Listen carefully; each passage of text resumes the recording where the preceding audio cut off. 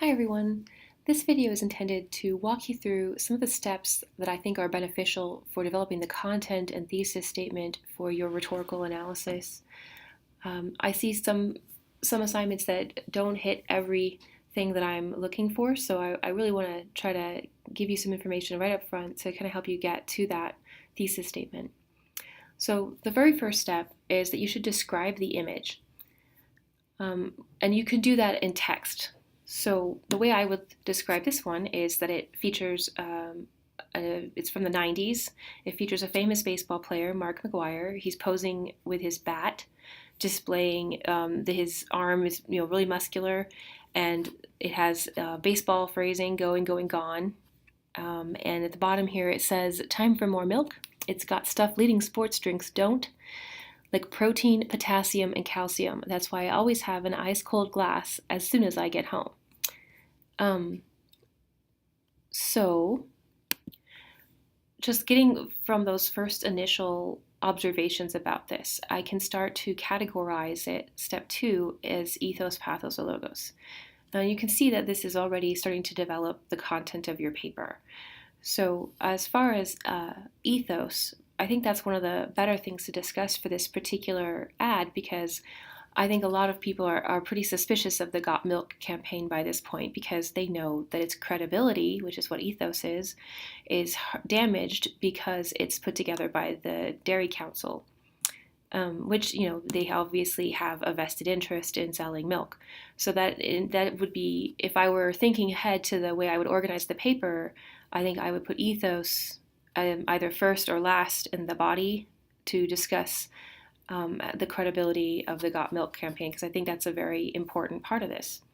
As far as pathos, you can think of the emotional appeal that this is making to viewers.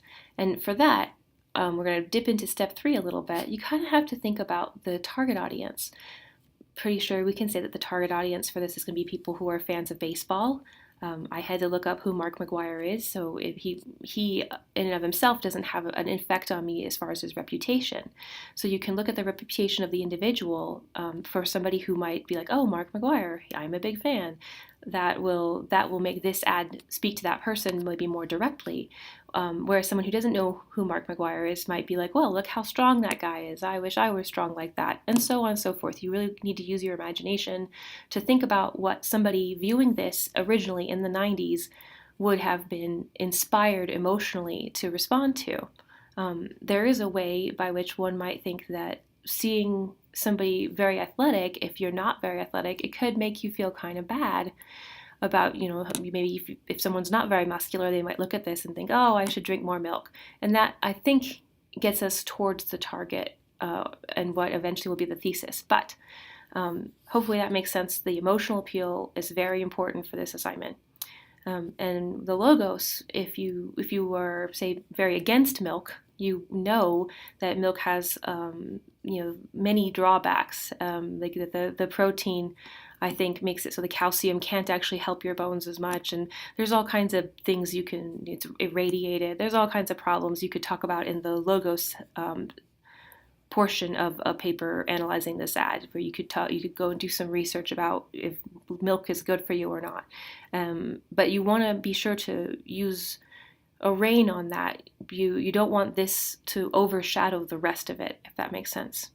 So if you follow these first 2 steps, you already are going to have a good description of the image, and you're going to have your observations also categorized. And also, if you do this, you might come up with more observations, which is the goal. As I already said, step 3 is to think about the context. This is, I believe, from the 90s, and the target audience, who probably, as I said, either people who really like baseball or people who notice this big muscly arm, because it is definitely the centerpiece of the image, if that makes sense. That will lead you to step 4, which is to decide how the propaganda was intended to work. Now, we can't necessarily know how this was intended to work. That's why you're trying to come up with evidence to support a supposition, like a hypothesis. So my opinion of this is that it was intended to make either people who like Mark McGwire be like, wow, I'm so nostalgic about Mark McGuire, I'm going to go buy me some milk. But I think that's a very specific group. I think on some subconscious level, it's to try to make people feel bad about themselves and so that they will drink milk and become big and strong. I think that's the underlying idea of all of the Got Milk campaigns. So, having decided that, I kind of have my thesis. I have an idea for my thesis, which is again, I'm going to argue that the Got Milk campaign is intended to make people feel bad about their own physique so that they will go out and buy milk.